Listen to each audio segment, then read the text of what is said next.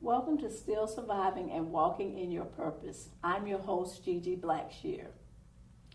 Victory is the ability to win. Our guest has an amazing story of not being a victim, but of walking in victory. Please welcome to our show, Shanna Carter. Shanna, welcome. Thank you for having me. Shanna, please tell our audience, who is Shanna Carter? I would say I am a overcomer, a survivor, and a victor. I love those words. Because you go from overcoming some situations to surviving those situations, and then you can walk in your victory. So that sums up who I am because of all the things that I've had to endure, not just through living, but just my mere existence was a place of having to overcome and survive and walk in victory. Oh, wow. Oh, wow. And those are such powerful words. You know, you talk about being able to survive and to go through the struggles and the challenges to get to that place of victory. Tell us some of the things that you've had to go through. The first thing was being able to find my identity. As I said, just my mere existence in this world started off, well, who am I? I found out when I was 17 who my real father was. And when you don't know for sure as a kid who your parent is, and once you find out, for me, it was a lot of issues because I don't have two bloodlines, I have one. So understanding that was a devastation of, wow, what identity do I have? And as a kid, having a family member take advantage of you and you are a victim of molestation, then you're still like, who am I? Because why would this person do these type of things to me? Who am I? Who's here for me? Who should I be? So that was one of the things of finding the identity that belongs to me. And while trying to find that, I was finding that in other people. So every person that I was attached to, okay, let me see if that's who I will find out who I am. Let them tell me who I am. Let them tell me who I am. Yeah. At what age were you when you were kind of going through some of these things? Started off with the molestation. I was 10, and just the feeling of when you go to that family member house, and it was the house that we always had to go to.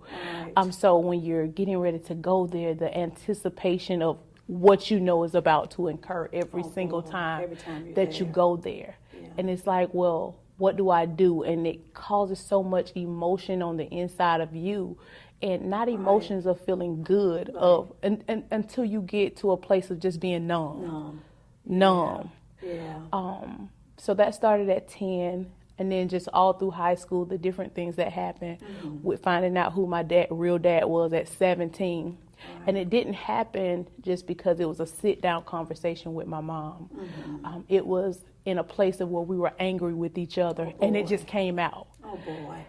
So I literally thought that day that I was just going to die inside. There was no more of me, because now really, who am I? And then having to deal with a lot of domestic violence because that person was good in the beginning. And they say, oh, all things have a honeymoon period. So that person became my God. That person caused a lot of pain and issues. So dealing with all of those things. How were you able to move beyond some of those hurtful things? I would say the first step was when the person, like my ex-husband, with a lot of domestic violence, it was about 6 years. The first way of escape was he went to jail in a whole nother state. Wow. Because it took that much. It took that, yeah. Even though he wasn't in the house toward the end of the domestic violence, because sometimes people don't understand that the person doesn't have to be present, and the cycle continues. That control is still there. It's still there, yeah. Because we had a kid. And so the manipulation with our child, it carried on over to when him not even being there. So once he left and got arrested somewhere else, and it took a year for him to be incarcerated, that was the first step at being free. Move forward. And the next month, just went to church with my mom. She was in a place of being excited about the Lord. I wasn't one that grew up in church. Even though my whole family went to church, I always asked God, well, why didn't I go to church? Why did no one make me go? But he gave me revelation of why. But seeing her excited about God that I was praying to, because I know my grandma believed in him. And then I gave my life to the Lord the second time I went to church. Wow. And it was there. It wasn't. God has a timetable. He has a timetable. It's not our timetable. Yes. And you said you didn't go when everybody else was going, and perhaps that was because it wasn't time. It wasn't time. God works in his own time, and he moves as he sees fit. So maybe at that point you were not ready yet, you know. And then with all the things that he has me to do now, because I said, well, God, why am I going through so much? And he said, well, I said, why am I going through 11 different things? Yeah. He said, because I want you to help 11 type of people. Come on now.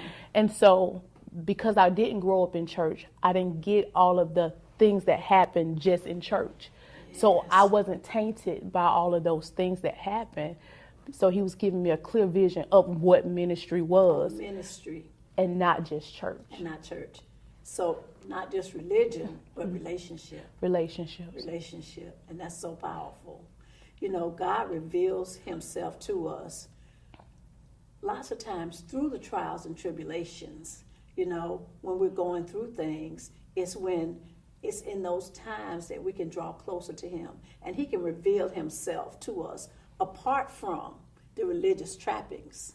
So it's powerful that you did not have that same journey as everybody else, but you still found your way to him.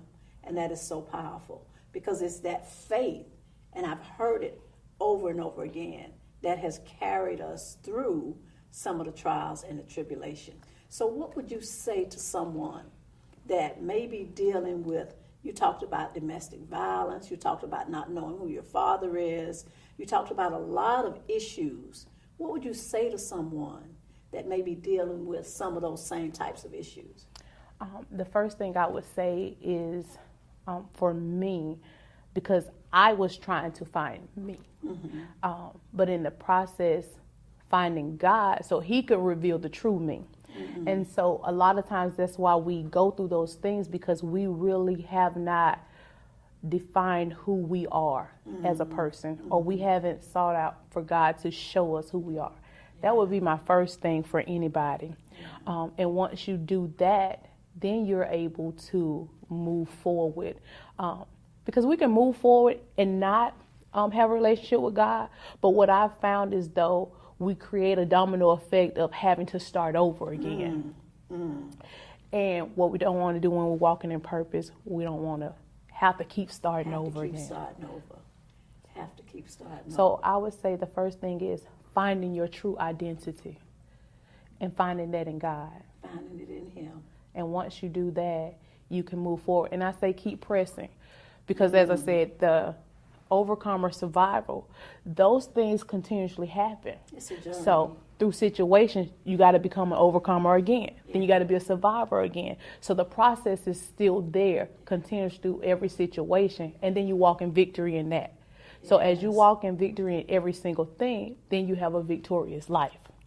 So powerful. I love that. As you gain victory in each area, then you have a victorious life. That is so powerful.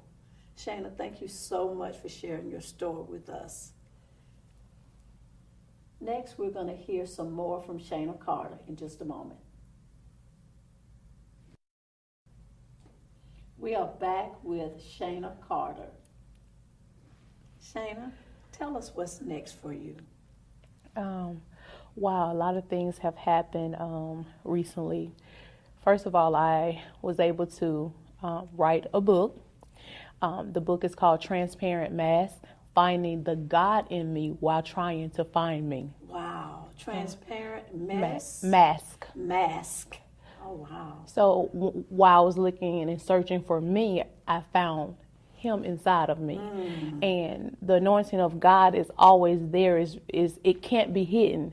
So that's why I came up with the transparent mask. I was using masks to hide all the things that I was going through, but it was evident to him, and it was evident to those that had an anointing on their life to see the good in me. Yes. So I couldn't hide behind the mask. Yes. The second book that I have out is called A Mother's Cry: How to Stand When the Enemy is Trying to Steal Your Child. And I go detail, it's like a workbook for parents, because people didn't understand when you have domestic violence and you have a person that has a lot of manipulation, sometimes they use your children. And that's what happened in our life. But then when he left, I still had to deal with everything. And what I found is that the more I served God, the more the enemy was attacking through my child. But I give parents the tools of how to still stand. And standing doesn't just mean, okay, I'm going to just serve God. How not to give up on your child. How to have a relationship with God. Yeah. All of those things are part of standing. And not throwing in the towel. Forgiving yourself. So that's a workbook for parents. And then I also have a youth organization called Crumping for Success. Wow. And I created that because there are a lot of people with at-risk children. And we have a lot of programs that say they deal with at-risk children, but once the children are working their nerves, then they're ready to put them out. So do we really deal with at-risk children? Yes. So my organization does that, teaching youth entrepreneurship. Because it takes a special anointing, too, to do that, to deal with some of the issues and some of the challenges that those children have. And we focus on all of those, plus entrepreneurship and training for our young people that are in situations, or children that was just like my daughter. Yes, So that's what I have, and then I do a lot of motivational speaking through my company, Purpose Motivated Life. Purpose Motivated Life, I love that. So I'm here to motivate you in whatever your purpose is. That's wonderful. It sounds like you have taken all of the things that you've gone through and turned those things on their head in order to use them to help somebody else. And that's really what it's about. It's about taking the things that we go through and survive and then using those things to help somebody else. Because if God allowed us to survive, then we know that that wasn't for us. Right. It was for us to help somebody else. And the way that you have managed to take all of those hurtful things, those painful things, and use them to be a blessing to others, and especially to children. We know that it is so necessary that we reach our children, because we can look around us and see chaos and see just lost generations of children that are in desperate need of help. So it's such a blessing that you've created programs to help those children. Shanna, thank you so much for sharing your story with us. I know that even though the things that you went through were painful and at times devastating to you and to your life, I know that by sharing your story, you are going to help someone else. So thank you so much for being on our show.